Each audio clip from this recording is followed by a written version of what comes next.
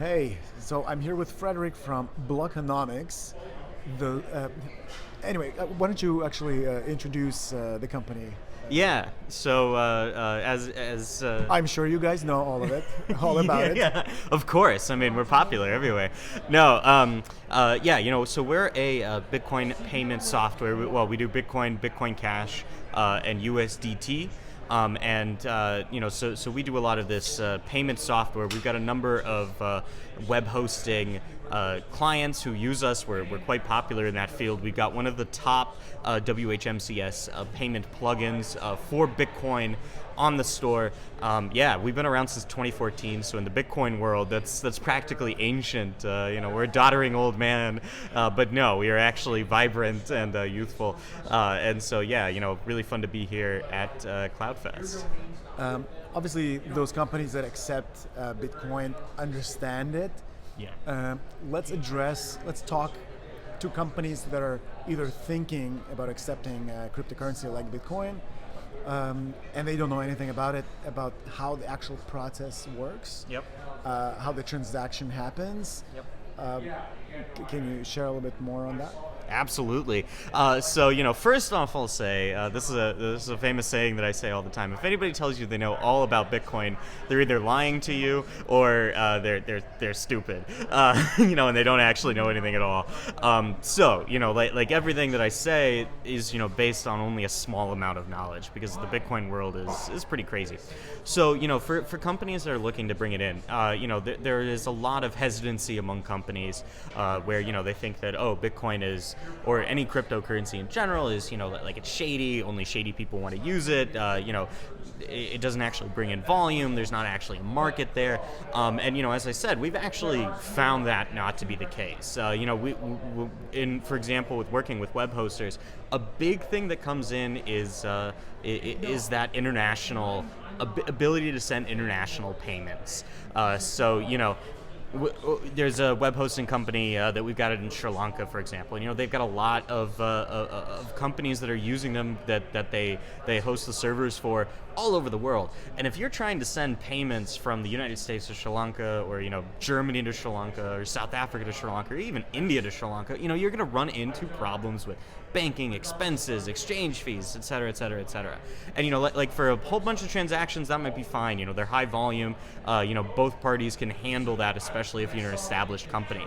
But what Bitcoin can do, what USDT can do, and other cryptocurrencies is that they can bring down the cost of the transactions and increase the ease of the transactions across state borders. So all of a sudden these companies can start selling much easier, much cheaper to companies abroad. In terms of how it works, so I'm going to talk briefly about how Blockonomics does it, which is unusual in the Bitcoin payment sphere. Like a lot of companies are not direct wallet; they're custodial. They are true payment processors. So think PayPal or whatever. That they come in. If I'm buying something from you, I send the money through. PayPal actually stands in the middle as a middleman and says, "Oh, this money's mine, and now I'm going to give it to you." Now that the transaction's gone through. Blockonomics doesn't do that, and that's one of the beautiful things about Bitcoin is that you can do direct-to-wallet transfers. It's almost like paying in cash. So, if I'm buying something from you through Blockonomics, Blockonomics sets up a software. We've got the software that allows you as the owner of the company to put your wallet, your Bitcoin wallet, can be any Bitcoin wallet, into the Blockonomics website, and then the software will automatically generate ways that people can pay you. We'll send you that address, and that address is what is what you use to receive Bitcoin. You give somebody your address, but we generate a new address for every transaction, so that helps with your privacy. Nobody can see how much money you're actually making, because you wouldn't want to have your competitors to have that information.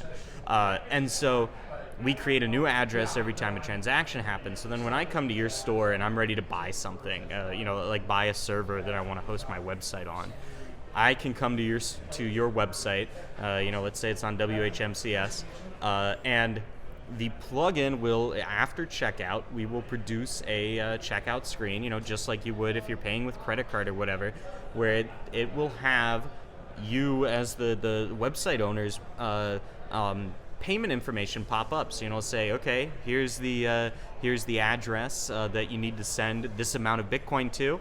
I, as the customer, can scan that QR code, can copy and paste the information, send it to you. It goes directly to you. Blockonomics doesn't touch it. There's no middleman. It just goes straight through. And also, we have a lot lower fees than a lot of other regular payment processors. Only 1%, and that's done through an invoice at the end of every month. I could not have asked for a better explanation, quite honestly. You get trained to do this. I've got the spiel down. Okay, so what kind of adoption percentage or growth have you seen, let's say in the recent year, or Sure. maybe since the beginning of COVID? I don't know. Has it been different through COVID necessarily? Or? Yeah, so COVID changed a lot of things. So, it changed a lot of things for a lot of industries. We saw ginormous growth post-COVID. A lot of people were using it because there was a lot more just general e-commerce, server hostings, all kinds of stuff. So we saw increases in pretty much every industry that uses us. Web hosting was no different. We've seen a lot of new web hosting companies crop up, and they want, their customers want to pay in Bitcoin and they want to accept Bitcoin. And so we've seen a lot of growth since COVID. As I said earlier, we've been around since 2014, so we've seen a lot of changes in the industry. We've been through about 3 different Bitcoin crashes. We've been through COVID. We've been through, all kinds of unrest throughout the world. But we've seen a lot of recent growth, even with, the ups and downs of the Bitcoin market. USDT, for example, that's something that's brand new to us in terms of how we're allowing people to use it and to accept USDT for their stores and web hosting websites and so on. And that's something that we're really excited about. That stablecoin provides some stability that Bitcoin sometimes doesn't for obvious reasons, but it provides a lot of the same benefits in terms of the security, in terms of the ease of the transaction, in terms of transaction times and the like. I'm curious, is there a way for web hosting companies to control the volume that they want to accept, like limits? For example, if this option is on the website and people go for it, let's say I don't want to accept more than X amount of Bitcoin. That's an interesting idea. I don't think I've actually ever heard that idea come up before. So, the answer would be no. We don't currently have that capability. But, the thing is, what we've often found, like that question makes sense from the point of view of someone who's, like new to the Bitcoin sphere, doesn't know if they actually want that many assets, doesn't know if that Bitcoin or, Bitcoin Cash or whatever is something that they want to hold a lot of. And, that's fine. It's a strange world out there. There's a lot of crazy stuff going on. But what I will say is that we've seen even customers who might have been Bitcoin skeptics, but they decided to start using us for, because their customers asked for it, but they were skeptical of the process, that they don't mind it. They're getting increasing amounts of traffic because of accepting Bitcoin at their website, and by the point that starts coming in, it's money. Why do you want to limit it? It's money just like anything else. Yes, you might want your assets to be in different things, but receiving it, you're still making money off of it. And so, there are ways, obviously you can send it off to an exchange and exchange it into, your fiat currency of choice, whether that's USD, Euro, or whatever. Blockonomics doesn't do that, but that's possible to do. So, the important thing is that Bitcoin and other cryptocurrencies allow you to have control over your assets. That's a key tenet, and you can do with it what you want. If you want to keep it in Bitcoin, keep it in Bitcoin. If you don't. And but you can still receive those transactions, no problem. What has been the biggest challenge in persuading web hosts to use and accept crypto?